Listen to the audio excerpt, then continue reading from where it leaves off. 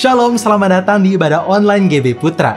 Senang bisa menyambut jemaat dan Bapak Ibu yang baru pertama kali mengikuti ibadah online kami. Ibadah ini bisa diikuti setiap saat melalui YouTube channel GBI Putra Official. Dan Gembala Sidang kami mengadakan doa malam setiap hari Selasa dan Jumat jam 8 malam di Instagram @sukirnotarjadi.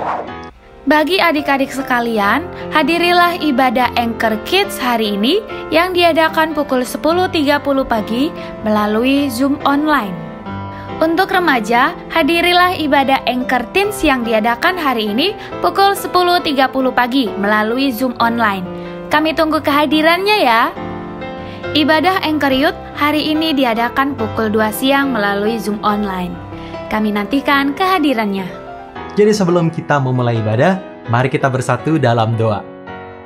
Tuhan Yesus, terima kasih Tuhan untuk penyertaan-Mu di sepanjang minggu ini. Sebentar kami mau ibadah, Tuhan pimpin ibadah kami dari awal, pertengahan hingga akhir, biarlah semuanya boleh berjalan dengan baik. Tuhan pimpin hamba-Mu yang akan menyampaikan firman-Mu, biarlah kata-kata yang keluar dari mulutnya itu boleh memberkati kami, menegur kami, dan boleh menjadi pedoman dalam hidup kami. Tuhan pimpin supaya firman-Mu itu boleh berbuah dalam kehidupan kami sehari-hari. Terima kasih Tuhan, kami mulai ibadah kami di dalam nama Tuhan Yesus. Kami sudah berdoa dan mengucap syukur. Haleluya, amin. Selamat beribadah, Tuhan Yesus memberkati.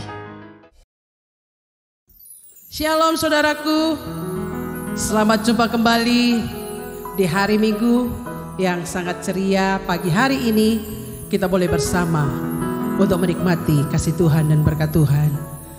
Ibu bapak yang ada di rumah, GBI Putra, GLCC, saya percaya kita semua sehat, amin.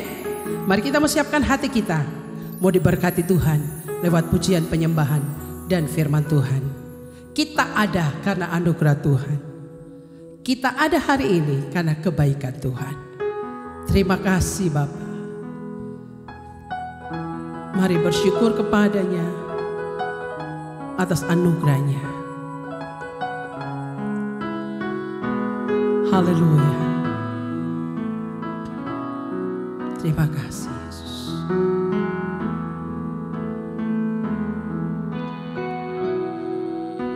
Ku ada sampai hari ini, itu semua karena anugerah-Mu. Ku hidup sampai hari ini, semua karena kebaikan-Mu. Ku bersyukur,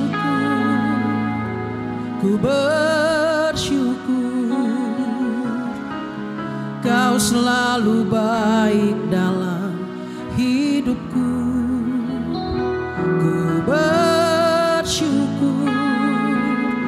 Ku bersyukur, selamanya ku menyembah-Mu.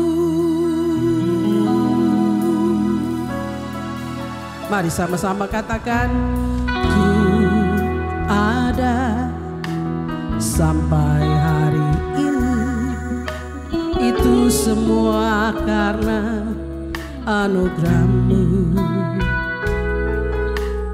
Ku hidup sampai hari ini, semua karena kebaikan-Mu. Ku bersyukur, Kau selalu baik dalam hidupku. Ku bersyukur, selamanya ku menyembah-Mu. Ku bersyukur,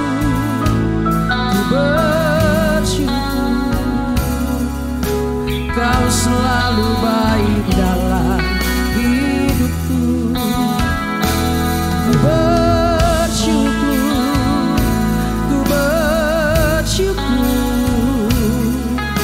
selamanya ku menyembah.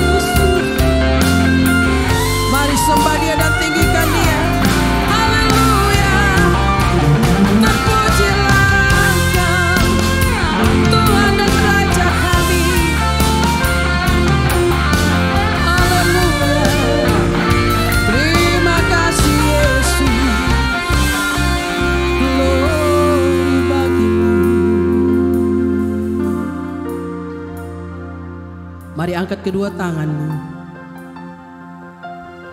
Ibu yang ada di rumah, pandang wajahnya dan sembah Dia. Terima kasih Yesus. Besar anugerah-Mu, berlimpah kasih-Mu,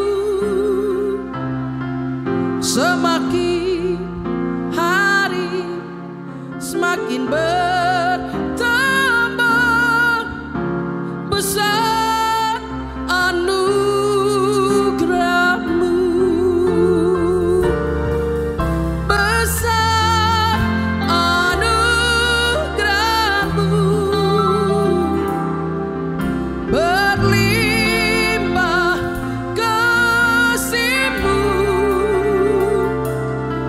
semakin hari semakin bertambah besar anugerah-Mu. Sekali lagi sembah Dia.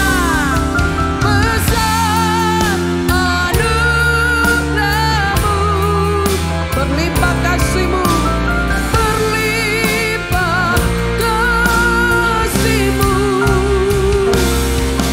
semakin hari semakin bertambah besar anugerah-Mu, semakin hari semakin hari semakin bertambah besar anugerah-Mu. Sekali lagi, semakin hari semakin bertambah besar anugerah-Mu. Haleluya, haleluya, haleluya. Mari kita berdoa. Bapa, kami sungguh bersyukur. Kami bangga kami punya Engkau Yesus dalam hidup kami, yang berjanji sekali-kali aku tidak pernah membiarkan dan meninggalkan Engkau. Bukti kebaikan-Mu Tuhan.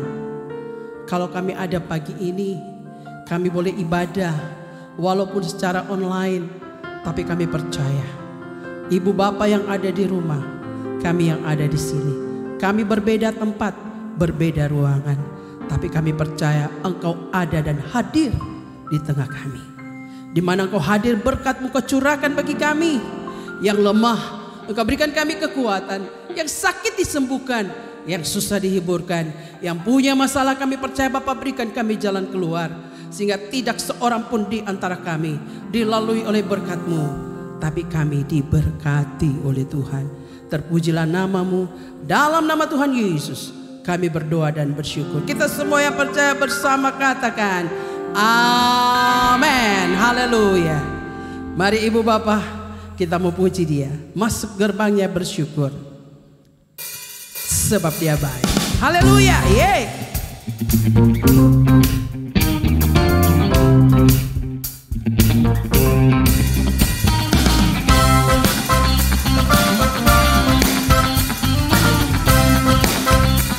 Mari sama-sama katakan, masuk gerbangnya bersyukur dengan penuh pujian, bersuka di hadirat-Nya, nyanyi besarkan agung namanya. Oh, puji Dia, tiuplah sangkakala, musik dan tarian, semua makhluk di bumi di sorga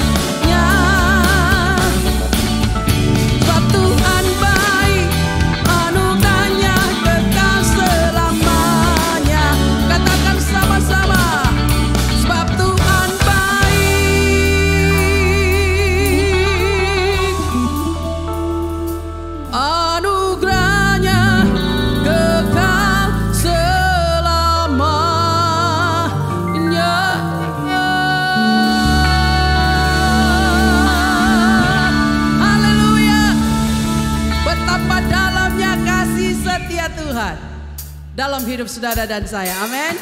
Mari sama-sama puji Dia. Haleluya.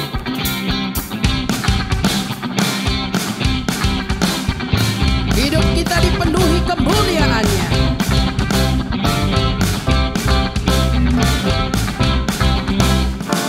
Betapa dalamnya kasih setiamu, betapa besarnya kebaikanmu. Hidupku dipenuhi kemuliaan-Mu, indahnya oh Yesus Tuhanku. Betapa dalamnya kasih setiamu, betapa besarnya kebaikan-Mu. Hidupku dipenuhi kemuliaan-Mu, indahnya oh Yesus Tuhanku. Sempurnalah kehidupanku sejak Kau hadir dalam hatiku. Kau perhatikanku setiap waktu. Oh sungguh indahnya Yesus Tuhanku. Betapa dalamnya kasih setiamu, betapa besarnya kebaikan-Mu. Hidupku dipenuhi kemuliaan-Mu, indahnya Yesus Tuhan. Sekali lagi. Betapa dalamnya kasih setiamu, betapa besarnya kebaikan-Mu. Hidupku dipenuhi kemuliaan-Mu, indahnya oh Yesus Tuhanku. Sempurnalah kehidupanku sejak Kau hadir dalam hatiku. Kau perhatikanku setiap waktu.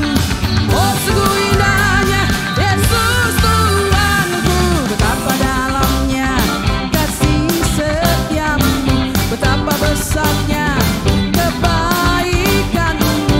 Hidupku dipenuhi kemuliaan-Mu, indahnya Yesus Tuhan. Hidupku dipenuhi kemuliaan-Mu, indahnya oh Yesus Tuhanku. Hidupku dipenuhi kemuliaan-Mu, indahnya oh Yesus Tuhanku. Haleluya. Haleluya. Baik Ibu Bapak yang diberkati Tuhan, saat ini sebelum kita diberkati dengan firman Tuhan, mari kita akan memberikan persembahan. Ibu Bapak bisa scan QR yang ada di layar Ibu Bapak semua, apa itu HP, gadget, televisi, dan kita akan memberikan persembahan yang terbaik untuk kemuliaan Tuhan. Mari saudara kita berdoa. Bapa, kami bersyukur buat pagi hari ini. Sebelum Engkau berkati kami dengan firman-Mu, kami akan memberikan persembahan untuk pekerjaan Tuhan. Biar kami beri dengan penuh sukacita hati kami kepadamu. Berkati ibu bapa yang ada di rumah. Memberikan persembahan, berkati kesehatan mereka. Berkati Tuhan keluarga mereka. Dan kami percaya dimanapun kami berada, perlindungan Tuhan tetap nyata dalam hidup kami. Dalam nama Tuhan Yesus kami berdoa dan bersyukur. Haleluya. Amin. Musim akan selalu berganti, tapi kasih Tuhan tetap abadi, kekal untuk selama-lamanya. Sebab Dia selalu menolong saudara dan saya. Haleluya. Musim akan selalu berganti, kasih Tuhan tetap abadi, tak akan berubah sampai selamanya. Ku tetap percaya, ku yakin Tuhan memberkati, ku yakin Tuhan melindungi. Burung di udara Tuhan pelihara, karena kasih-Nya. Tuhan selalu menolong. Tuhan selalu menolongku, selalu menjagaku. Sehelai di rambutku tak akan terjatuh tanpa seizin-Mu. Tuhan selalu menolongku, selalu menjagaku.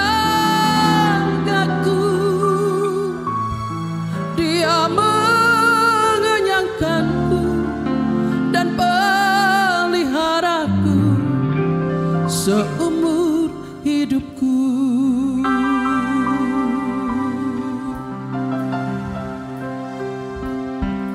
Musim akan selalu berganti, kasih Tuhan tetap abadi, tak akan berubah sampai selamanya. Ku tetap percaya. Amin. Tuhan memberkati, ku yakin Tuhan melindungi. Burung di udara Tuhan pelihara karena kasih-Nya. Mari angkat tangan saudara, katakan, Tuhan selalu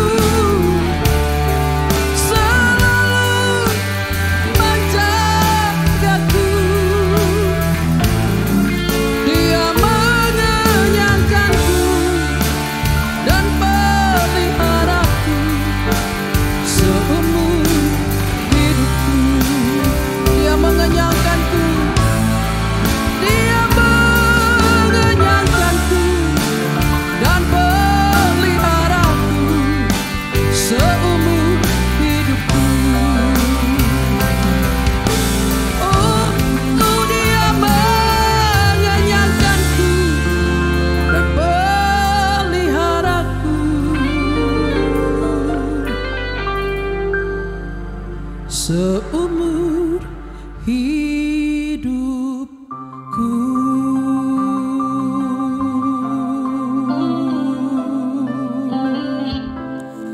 Haleluya, haleluya.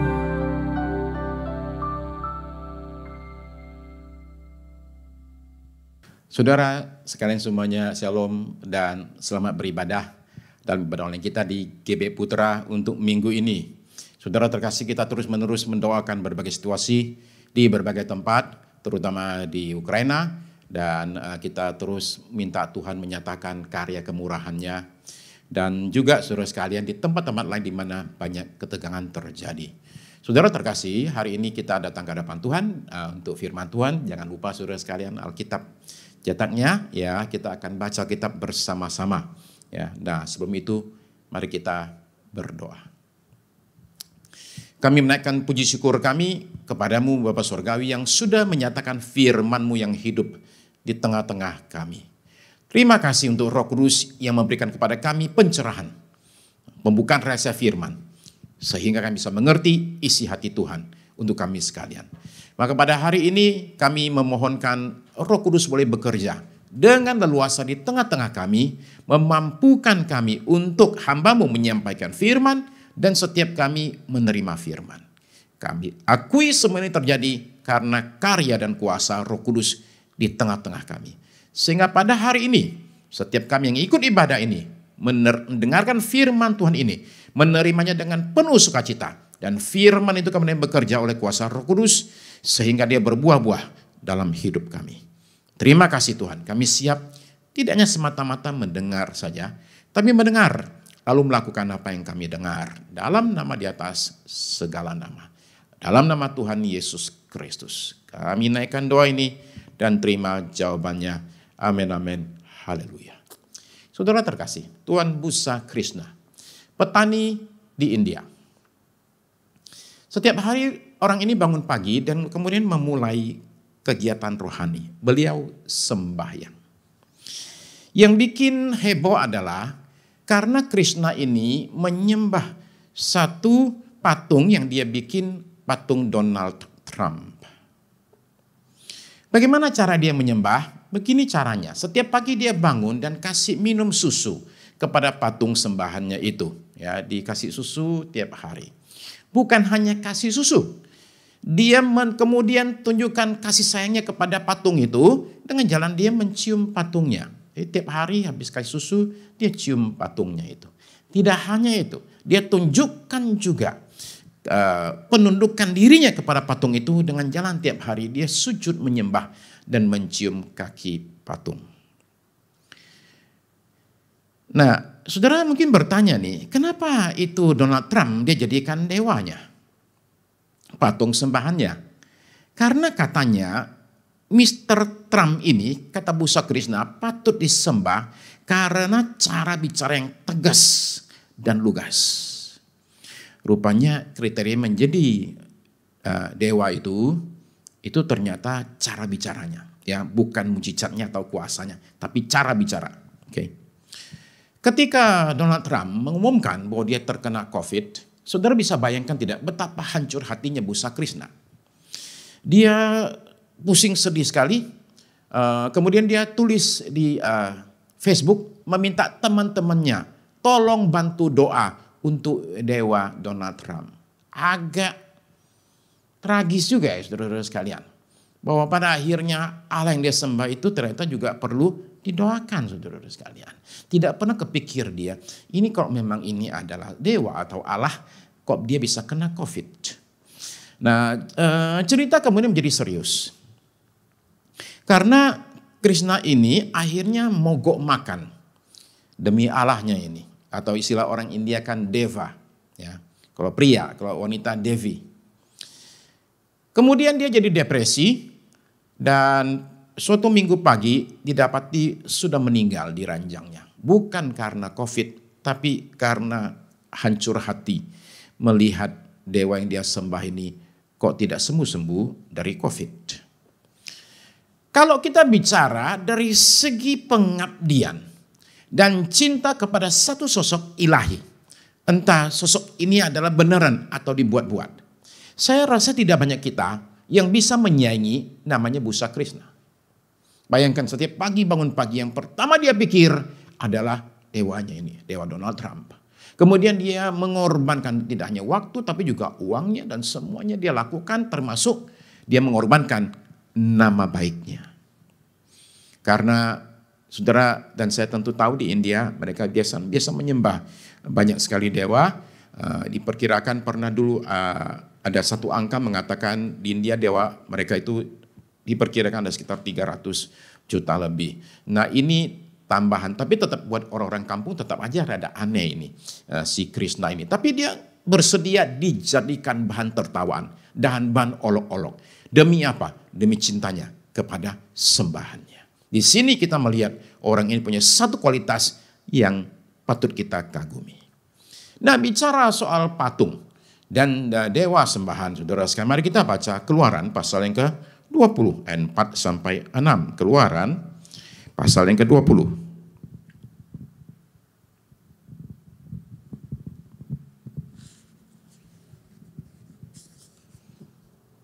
Kitab Keluaran pasal yang ke-20 ayat 4 sampai 6.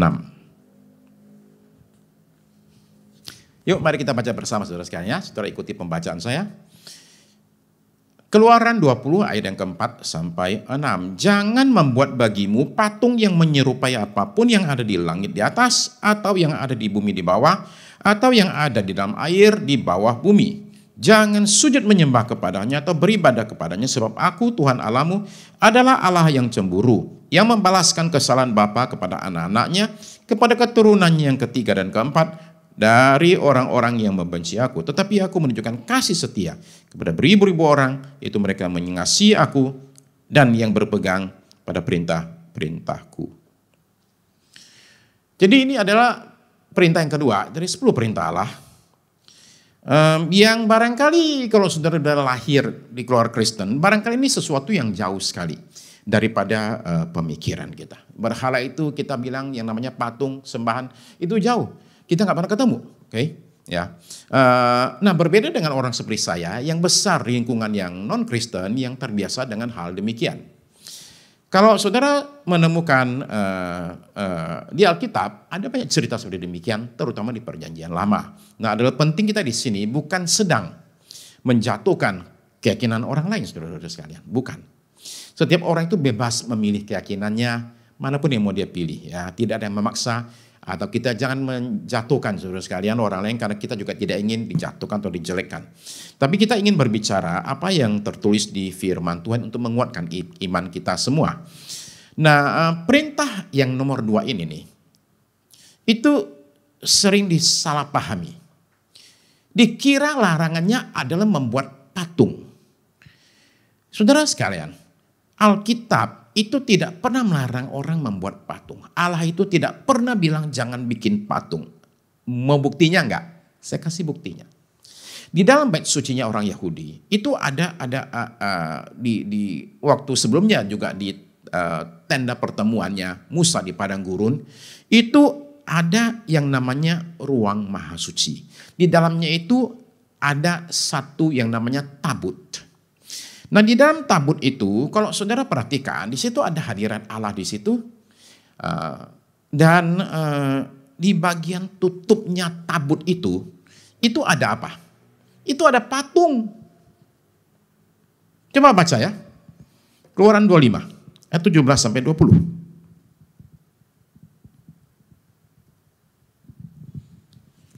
Nah, ini tidak lama sesudah perintah jangan membuat patung. Dan kemudian sekarang ayat yang ke-17 sampai 20. Oke, Keluaran pasal 25, 17. Juga engkau harus membuat tutup pendamaian dari emas murni, 2,5 hasta panjangnya dan 1,5 hasta lebarnya. Dan haruslah kau buat 2 kerup dari emas. Kau buatlah itu dari emas tempaan pada kedua ujung tutup pendamaian itu.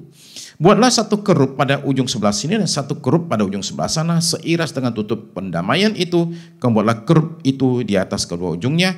Kerup-kerup itu harus mengembangkan kedua sayapnya ke atas, sedang sayap-sayapnya menundungi tutup pendamaian itu, dan mukanya menghadap kepada masing-masing. Kepada tutup pendamaian itulah harus menghadap muka kerup-kerup itu. Kerup itu apa, saudara sekalian? Kerup itu kan malaikat. Jadi mereka membuat patung malaikat di atas tutup tabut perjanjian. Nah, ini berhala bukan? Bukan.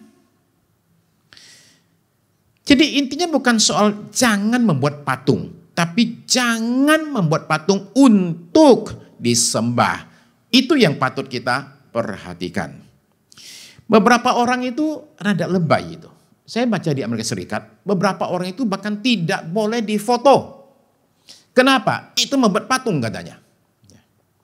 Jadi di rumah orang-orang ini tidak ada foto, mereka nggak mau difoto, dan juga mereka tidak menaruh gambar apapun juga. Di rumah mereka tidak boleh ada boneka, patung, replika, apapun juga tidak boleh ada. Kenapa? Perintah kedua soalnya. Ya. Padahal perintahnya itu jelas sekali. Perintahnya itu mengatakan, jangan membuat bagimu patung yang menyerupai apapun yang ada di langit di atas, atau yang ada di bumi di bawah, atau yang ada di dalam air di bawah bumi. Jangan sujud menyembah kepadanya atau beribadah kepadanya. Nah, jadi yang penting itu soal menyembahnya itu. Nah, ada macam-macam berhala. Bentuknya aneka ragam. Sebagian jelas terlihat, sebagian tidak jelas terlihat berupa konsep dalam pikiran manusia. Saya tunjukkan saudara sekalian macam-macam berhala. Ya. Yang pertama adalah berhala fisik berupa patung, ya, patung sembahan fisik. Nah, Israel ini ketika keluar dari Mesir, kemudian tiba di tempat namanya Sinai. Di sana mereka menunggu. Dan sementara menunggu itu, Musa itu naik ke gunung menghadap Tuhan. Jadi yang di bawah nunggu nih, karena itu naik sendirian, tidak ada berita, tidak ada handphone, nggak ada WA. Jadi nggak tahu nih di atas itu dia gimana ya. Jadi setelah menunggu 1, 2 minggu, 3 minggu, 4 minggu, mereka bilang, aduh ini Musa masih hidup apa sudah mati? Ada di mana dia? Jadi kemudian mereka mengusulkan sesuatu kepada wakilnya Musa, yaitu Harun. Di Keluaran pasal 32 ayat 1 sampai 3. Coba kita baca ya. Keluaran pasal yang ke-32.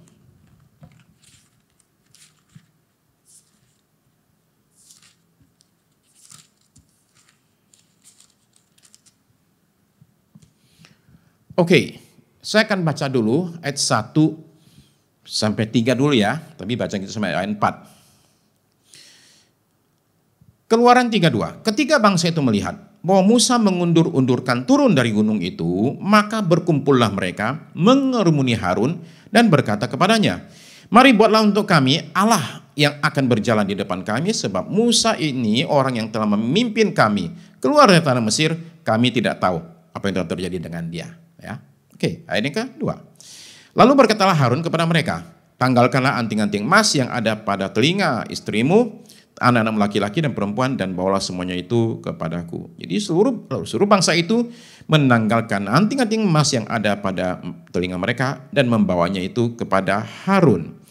Jadi Israel itu ingin menciptakan Allah. Mereka ingin satu Allah itu yang mereka itu bisa sembah. Dan mereka mengakui keterbatasan mereka. Mereka mengatakan mereka perlu Allah untuk memimpin mereka dalam perjalanan. Ya, jadi ini orang-orang yang dalam satu arti itu kita bisa mengatakan ini orang-orang yang sebenarnya tulus. Memang mencari. Tapi mencarinya itu yang salah. Tulus hati saja ternyata tidak cukup. Lalu kemudian ayat yang keempat. Ayat keempat saudara perhatikan. Diterimanya lah itu dari tangan mereka, dibentuknya dengan pahat, dan dibuatnya lah daripadanya anak lembu tuangan. Kemudian berkatalah mereka, hai Israel, inilah Allahmu yang telah menuntun engkau keluar dari tanah Mesir. Mereka yakin, inilah Allah yang menuntun kita keluar dari Mesir. Saudara terkasih, Harun itu tidak bermaksud menyembah Allah yang lain. Enggak sama sekali. Yang dia ingin sembah adalah Allah yang membawa mereka keluar dari Mesir. Dan mereka perlu Allah ini untuk menuntun hidup mereka. Ya. Nah, jadi perintah pertama, jangan ada Allah yang lain. Itu dituruti oleh Harun. Ya.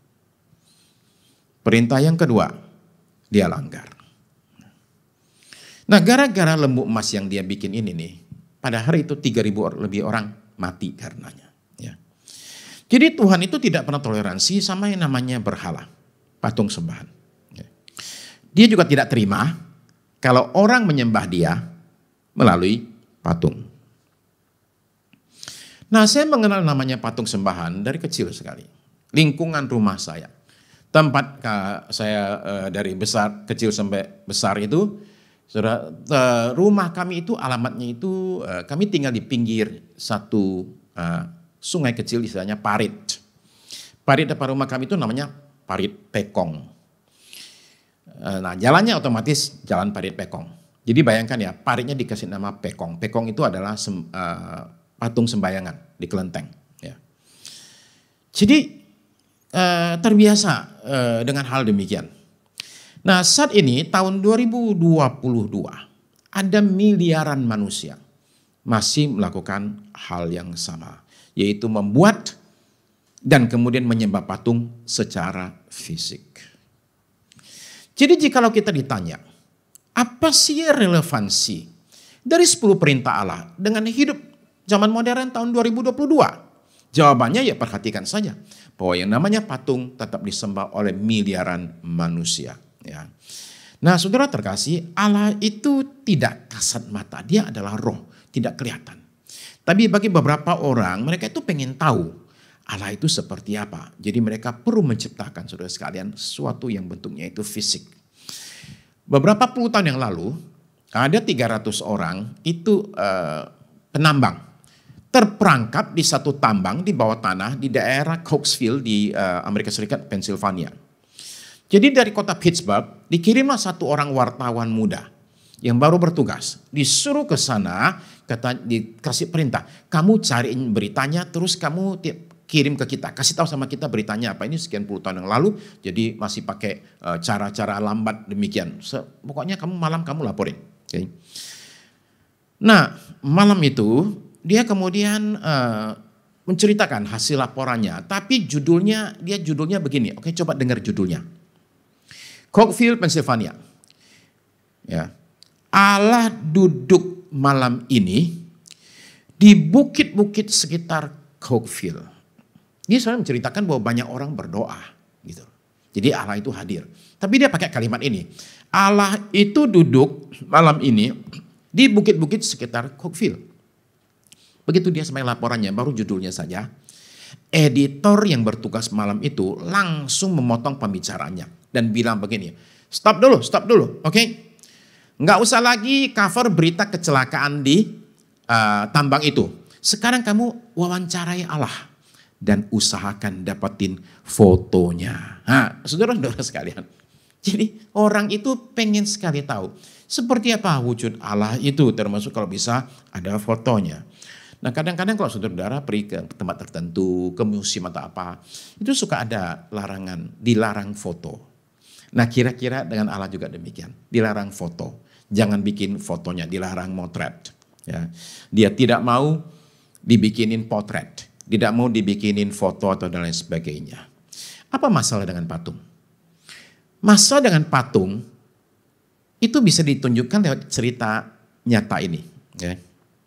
Amy Carmichael, misionaris di India, itu cerita ada satu jiwa muda bertobat namanya Prina. Nah, Prina ini satu orang remaja India, sungguh-sungguh cinta Tuhan, belum pernah melihat foto-foto lukisan tentang Tuhan Yesus yang biasa orang bikin itu. Ya. Nah, suatu hari dia terima satu hadiah dari luar negeri. Nah, dia buka. Ketika dia buka, ternyata itu lukisan wajah Tuhan Yesus. Nah, ini anak ini kan polos. Jadi dia tanya, ini siapa? Jadi kasih tahu. Itu loh Yesus yang sering kita sembah. Wah, Prina nangis. Dia tanya, apa, kenapa nangis? Dia bilang, gak mungkin Tuhanku sejelek kayak gitu. Saudara-saudara sekalian, sebagus apapun juga, lukisan, foto patung tentang Tuhan kita, itu tidak ada sepermiliarnya daripada keindahan aslinya.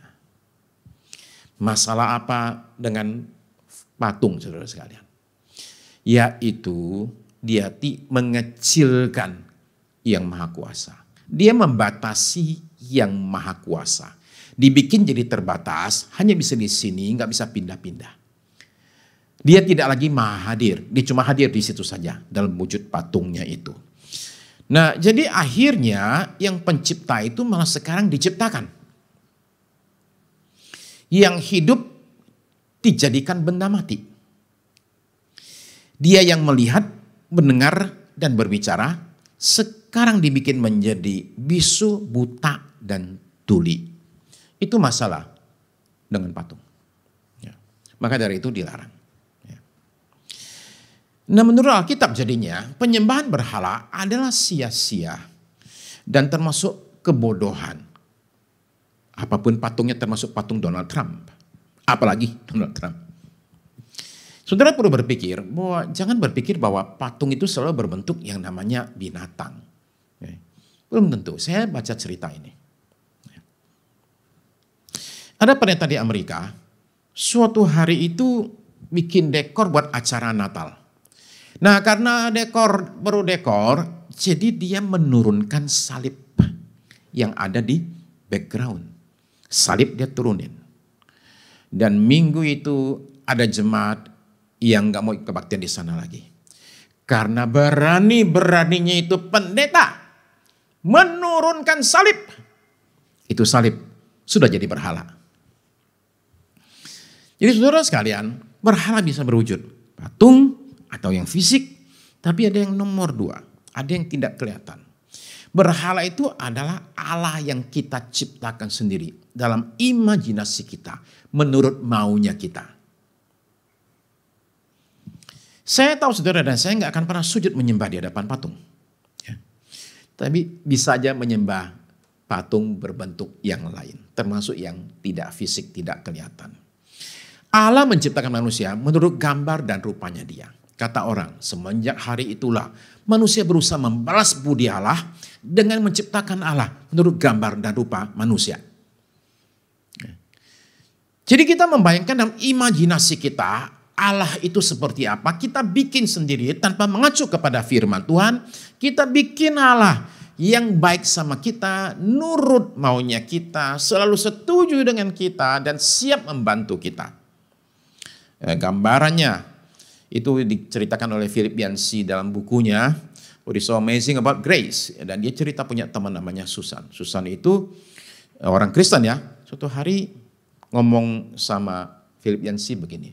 Suami saya kok nggak seperti yang saya kehendaki ya. Udah nggak kayak saya harapkan lah. Jadi katanya saya lagi cari pria lain untuk memenuhi kebutuhan saya akan keintiman. Lalu kemudian Susan juga bersaksi bahwa dia tiap hari bangun pagi dan habiskan untuk 1 jam bersama bapaknya di sorga. Karena itu Philip Yancey itu bertanya begini, saat kamu berjumpa dengan Bapa Sorgawi setiap pagi itu 1 jam itu, ada enggak hal-hal yang dibicarakan antara kamu sama Bapa Sorgawi mengenai moralitas yang menyangkut keputusanmu untuk meninggalkan suamimu dan cari suami yang lain? Susan marah loh. Dia marah sama Philip Yancey. Dia bilang, kamu dasar kayak begitu tuh. Dasar pria kulit putih itu kayak gitu semua tuh. Ya. Apa hubungannya? Katanya, saya itu punya Bapa Sorgawi yang selalu mendukung saya, selalu menguatkan saya. Ya. Kami itu saling menghukum, kami saling mendukung. Tidak pernah kami saling menghakimi. Nah, itu saudara sekalian, contoh orang yang menciptakan Allah. Bikin satu patung tapi tidak real nyata di dalam hidupnya, di pikirannya, di hatinya. Allah itu yang selalu mendukung maunya dia, tidak pernah marahin dia, tidak pernah menghakimi dia. Itu yang kedua. Yang ketiga, ada orang menyembah berhala berupa manusia atau orang tertentu dalam hidupnya itu. Ya, berhala zaman sekarang bisa berbentuk manusia, mungkin orang dekat kita, mungkin suamimu, mungkin istrimu. Atau biasanya berupa anak-anakmu. Atau jangan-jangan cucumu. Yang sedemikian disayang dan diperhatikannya dengan sangat luar biasa. Dan kadang-kadang orang bilang begini, saya tidak bisa hidup tanpa dia. Itulah dia, berhalamu. Atau barangkali berbentuk sekelompok orang yang paling nyata sekarang. Itu yang namanya selebriti. Ya. Nah, berhala dalam bahasa Inggris itu disebut idol. Ini kata penting ya. Idol ini kemudian dibahasa Indonesiakan. Kita jinakan melalui kata idola. Ya. Idola itu apa sih? Saya tunjukkan tangkapan dari layar ini dalam situs kamus bahasa Indonesia. Idola, orang, gambar, patung dan sebagainya yang menjadi pujaan. Contoh kalimatnya. Ia senang sekali karena penyanyi idolanya tampil dalam pertunjukan itu. Mengidolakan, menjadikan sesuatu sebagai idola. Ia mengaku sudah mengidolakan sang kakak sejak masih kecil. Pengidolaan, proses, cara, perbuatan mengidolakan, menjadikan seseorang atau gambar atau patung sebagai pujaannya. Nah, saudara perlu ngerti kata pujaan. Karena puja itu dari bahasa India. Bahasa India puja itu ketika orang India sedang menyembah patung, mereka bilang itu puja. Mereka sedang lakukan puja. Lalu kita bahasa Indonesia kan, kata puja ini memuja, pujaan. Jadi ini adalah bahasa yang dipakai untuk menggambarkan penyembahan berhala. Kita sekarang pakai untuk dipakai kepada manusia. Contohnya adalah selebriti, saudara sekalian. Kita punya namanya Indonesian Idol. Ya. Idola Indonesia. Tapi sekali lagi, idola ada menjadikan seseorang menjadi pujaan, yaitu objek sembahan. Ada namanya yang dari Korea, saudara sekalian ya. BTS Idol. Wow, ya, berhala selebriti. Penyembahan kepada selebriti itu sangat amat luar biasa. Saya kasih contoh satu saja. Barang bekasnya selebriti. Oke, ini daftarnya. Justin Timberlake itu makan roti, dia gigit cuman setengah. Sisanya itu dijual dengan harga $3.000, sekitar 40 juta lebih. Ya, itu roti sisa gigitannya Justin Timberlake. Pada tahun 2022, tukang cukurnya Elvis Presley menjual, rupanya dia nyukur Elvis Presley. Ketika sudah selesai nyukur, itu potongan rambut bukannya dibuang ke tempat sampah, dia simpan dan dijual dengan harga tidak kira-kira 1,6 miliar. Ya. Ada satu toples berisi nafasnya Brad Pitt dan Angelina Jolie. Nafas mereka ya. Itu dibeli oleh seorang fans seharga $500. Ada satu potong itu loh, permen karet bekas gigitannya Britney Spears dijual $14.000, ratusan juta, hampir 200 juta. Kertas tisu yang berikutnya, kertas tisu bekas pakai artis Scarlett Johansson itu dijual 75 juta, itu tisu bekas dia pakai ngelap mukanya itu. Ya, batu ginjal William Shatner laku seharga $25.000. Saudara sekalian, saya udah pusing ngitungnya dolar-dolarnya ya. Oke, nah kita sih bilang kita sih nggak gitu Pak. Oke, ya kita nggak gitu saudara. Kita nggak sampai gila-gilaan beli roti bekas gigitannya selebriti manapun juga. Tapi saya mesti mengatakan sesuatu. Kadang-kadang kita perlu hati-hati juga dengan namanya pendeta atau artis rohani yang bisa-bisa kita jadikan idola. Yaitu orang-orang yang dianggap kelasnya itu beda dengan jemaat biasa. Mereka punya akses kepada Tuhan lebih dekat daripada sama kita. Mereka itu hubungan sama Tuhan itu beda mas kita sama Tuhan. Mereka lebih dekat, kita jauh. Ya. Jadi kalau mau dekat sama Tuhan, deketin orang-orang ini, para selebriti rohani ini. Ya. Nah, jadi kita perlu waspadai akan hal ini, saudara-saudara sekalian. Saudara perhatikan ya, di Christianity Today itu muncul artikel. Masalah pendeta selebriti adalah pergumulan setiap gereja. Ya. Nah, saya bacakan kutipan dari satu buku ya. Saya kutip kata-katanya ya tentang masalah selebriti rohani. Ya, orang-orang para pelayan Tuhan, barangkali para penyanyi, barangkali worship leaders, barangkali pendeta yang dijadikan selebriti. Ya. Tentu saja selebriti, kata buku ini, tidak terbentuk sendiri begitu saja. Di belakang setiap selebriti rohani selalu ada jemaat yang mencintai dan mendukung atmosfer selebriti di gereja. Pengembangan budaya selebriti di gereja juga tidak terjadi dalam satu malam. Dia dimulai ketika seorang hamba Tuhan punya ambisi untuk jadi terkenal. Tapi hal ini tidak akan berakar kalau tidak didukung oleh jemaat. Saya lanjutkan. Sayangnya banyak orang mau pendeta mereka menjadi pahlawan rohani atau selebriti pada level tertentu. Mereka tidak hanya menghendaki hal itu terjadi, mereka juga menantikan hal itu dan percayakan hal itu. Budaya selebriti di gereja tidak hanya monopoli mega church dan nama besar. Penulisnya bilang gini, saya telah melihat pemimpin di gereja kecil dan menengah bertindak seolah-olah mereka adalah keluarga bangsawan.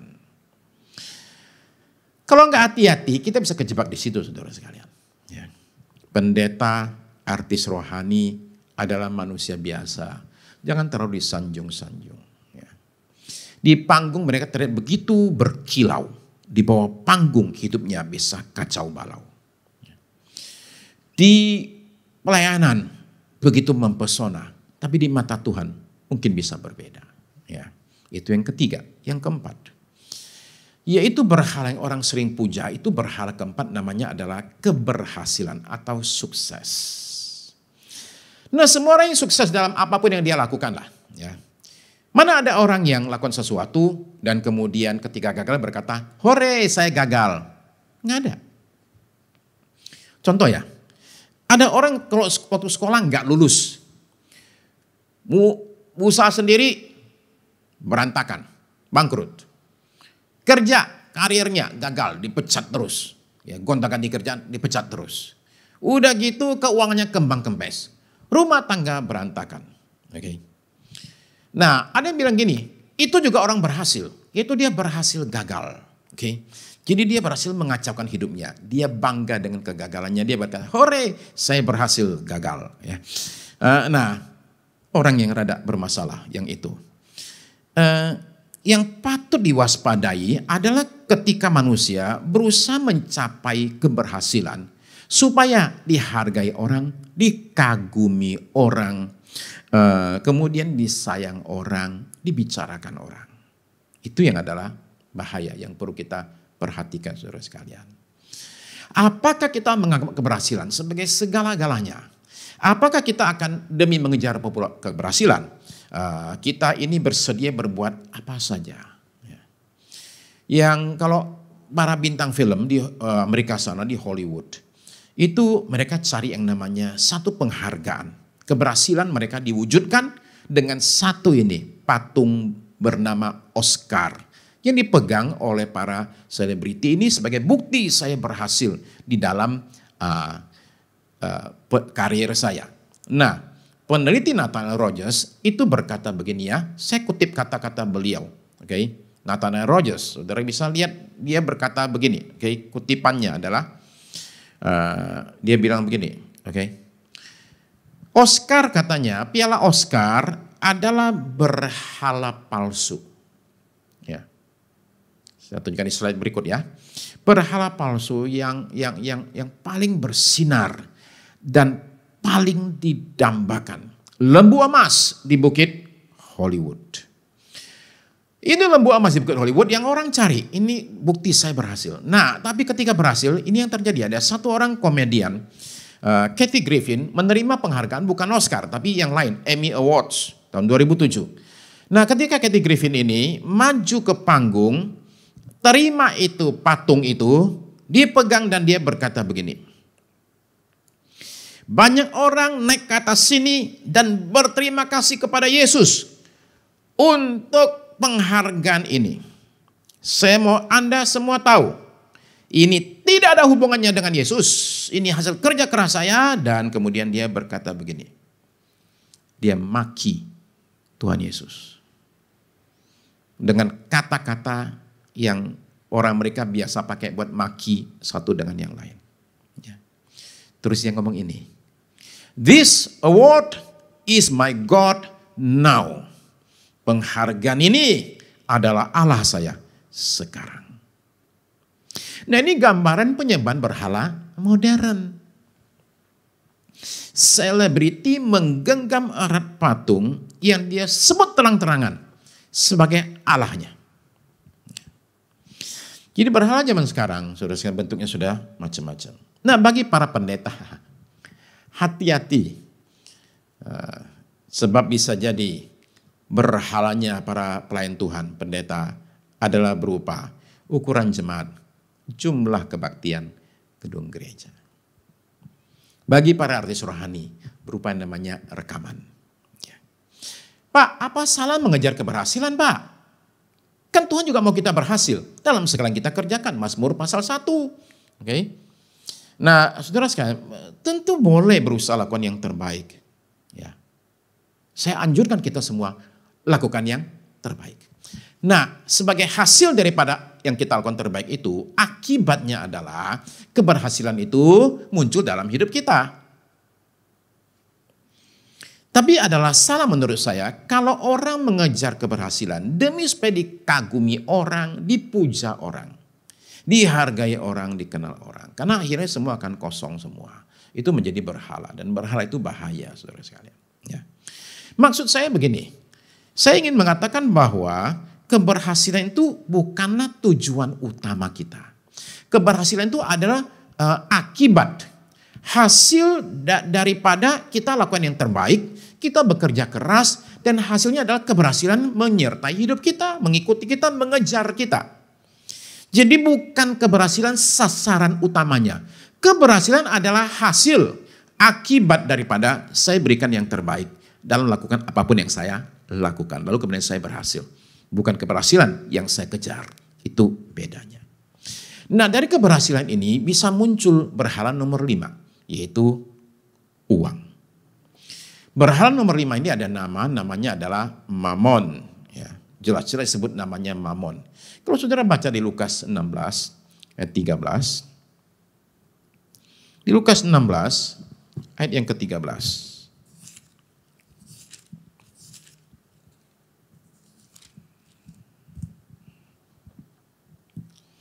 Lukas 16 ayat 13, seorang hamba tidak dapat mengabdi kepada dua tuan. Karena jika demikian ia akan membenci yang seorang dan mengasihi yang lain.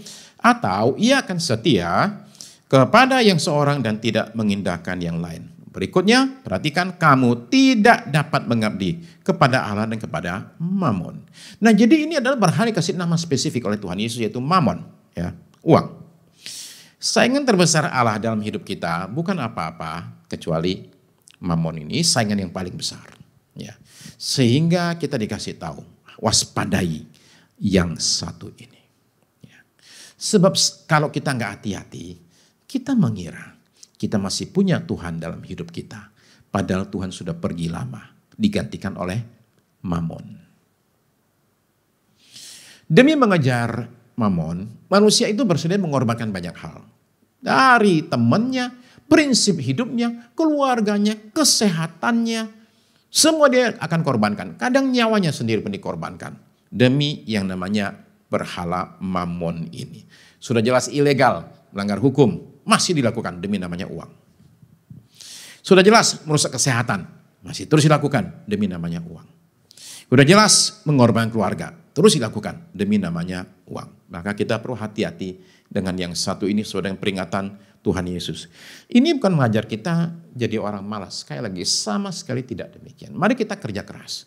Berikan yang terbaik, saudara sekalian. Tapi terus menjaga hati kita dari berbagai serbuan, berbagai berhala-berhala ini dalam hidup kita.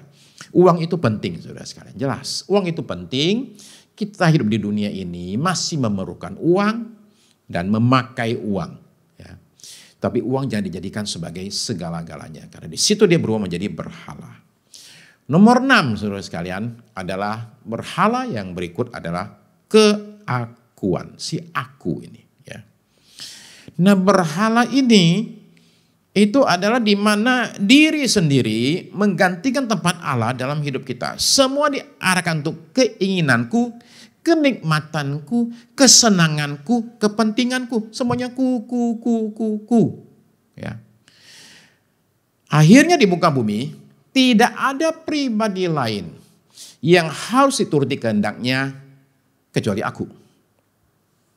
Tidak ada pribadi yang patut diperhatikan yang lain kecuali aku. Tidak ada yang lain yang boleh jadi pusat perhatian kecuali aku. Bahkan Allah itu juga hadir untuk menolong aku, untuk menjadi pembantuku. Nah, itu aku. Nah, orang demikian kita sebut apa? Kita sebut diktator. Ya. Semuanya berpusat ke dia. Narsis, kayak gitu. Ya. Saudara bayangkan kalau punya orang tua seperti demikian. Capek deh. Saudara bayangkan punya anak seperti demikian. Sakit kepala. Saudara bayangkan punya suami istri seperti demikian. Jangan lihat sebelahnya ya, oke? Ya.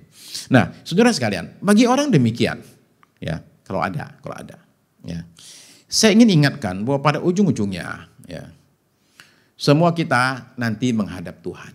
Ya. Nggak bawa apa-apa juga. Kedudukan hilang semua, harta ditinggal semua, perhiasan kita, jabatan kita, kedudukan kita semua ditinggal. Pada waktu itu, saudara sekalian, kita semua akan digotong, ditaruh di tempat lain. Nggak boleh ada di rumah? Nggak boleh. Saudara mungkin terus ada nggak? Mau ada di rumah terus? Nggak boleh. Tetap aja mesti akan dibawa ke tempat lain dan ditaruh di kubur supaya tidak terlihat lagi di depan mata. Ya. Jadi saudara-saudara sekalian, saudara mungkin tanya gini, tapi Pak kalau ngomong gitu kayaknya Tuhan itu kayaknya diktator deh. Semua mesti menyembah dia, semua mesti nuruti kehendaknya. Kayaknya diktator juga tuh. Enggak lah, itu beda. Bedanya apa? Bedanya begini, Tuhan itu menyuruh kita menyembah dia saja, jangan yang lain. Bukan karena dia perlu disembah oleh kita, tapi dia tidak mau kita salah menyembah. Kalau salah menyembah, hidup kita hancur. Jadi Tuhan itu ingin menolong kita, mengatakan sembahlah aku. Bukan karena dia mengatakan hanya aku yang boleh satu-satunya. Karena memang secara kenyataan memang dia satu-satunya, nggak ada yang lain boleh disembah kecuali Allah itu sendiri. Jadi dia tidak mau kita salah menyembah. Kalau kita mengatakan kehendak Tuhan jadi dalam hidup saya, bukan berarti nggak boleh ada yang lain, dalam arti nggak ada pilihan lain. Ada, cuma kita menyadari bahwa kehendak Tuhan itu yang terbaik. Karena dia maha tahu.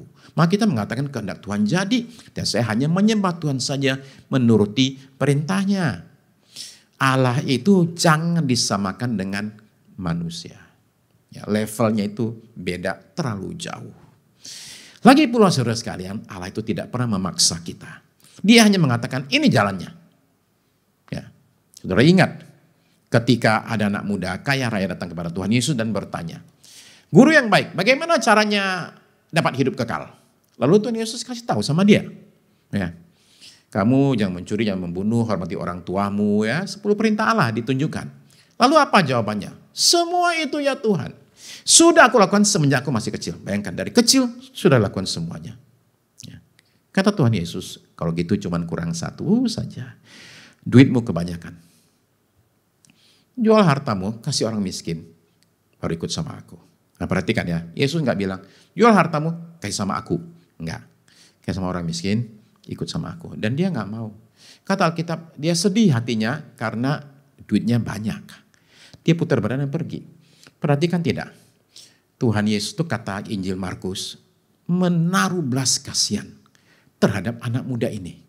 Dan sekalipun demikian, Tuhan tuh nggak panggil ulang dia mengatakan, jangan pergi dulu, ntar kita bicara dulu. Tapi mungkin kurang jelas tadi ya. Enggak loh.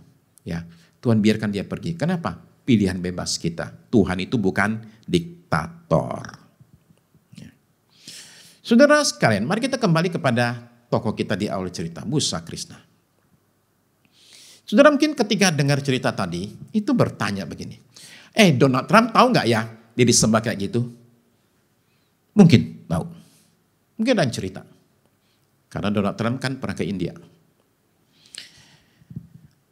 Ya mungkin Donald Trump pernah dengar tentang ada orang menyembah dia. Mungkin juga enggak, kita nggak tahu. Tapi apakah Donald Trump yang dia sembah itu peduli dengan dia? Jelas enggak. Tetapi Allah sejati yang kita sembah dalam nama Yesus Kristus itu sungguh berbeda. Dia sangat peduli dengan kita. Sedemikian pedulinya sehingga rela turun dari sorga. Menjelma menjadi sama dengan manusia. Dan dalam keadaan sebagai manusia itu dia telah menderita. Menderita sampai dia kemudian mati di kayu salib. Semua untuk kita. Supaya kita jangan sampai masuk neraka. Supaya dosa-dosa kita yang segunung itu semua. Itu bisa dihapuskan, dibersihkan, catatan kita bersih semua. Dan sorga menjadi bagian daripada kita. Tidakkah dia menjadi satu-satunya yang layak kita puji dan kita sembah? Beginilah kata Alkitab. Saya bacakan Yudas pasal yang pertama, ayat 24 sampai 25. Yudas pasal pertama memang hanya ada satu pasal.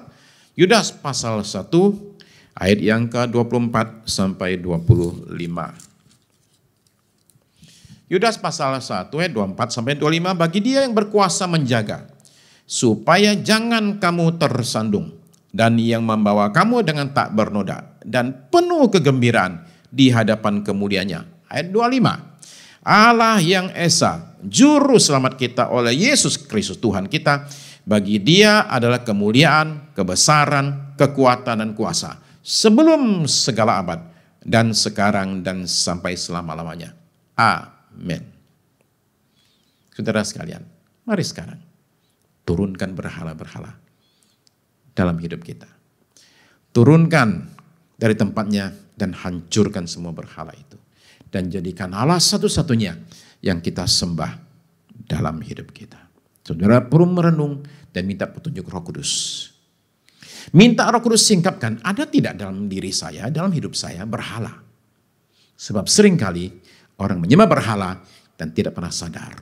Itu sudah jadi berhala. Maka kita perlu dibukakan matanya oleh karya Roh. Jadi hari ini saudara sekalian, mari kita undang Roh Kudus bekerja dengan leluasa di tengah-tengah kita saudara sekalian.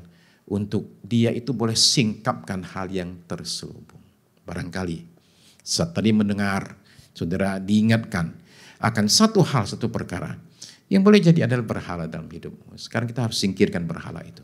Jadikan Tuhan berhala kita. Mari kita sama-sama berdoa. Tuhan Yesus,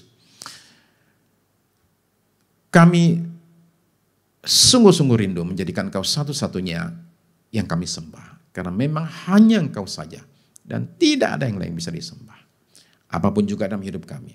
Termasuk keberhasilan kami. Harta kami. Nama baik kami ya Tuhan. Termasuk hal-hal yang lain Tuhan. Diri kami sekalipun Tuhan. Semua itu tidak patut disembah. Hanya Engkau patut disembah. Jadi sekarang Roh Kudus kami undang untuk bekerja dengan leluasa. Dengan sebebas-bebasnya dalam setiap hati kami. Supaya kami dibukakan, ditunjukkan.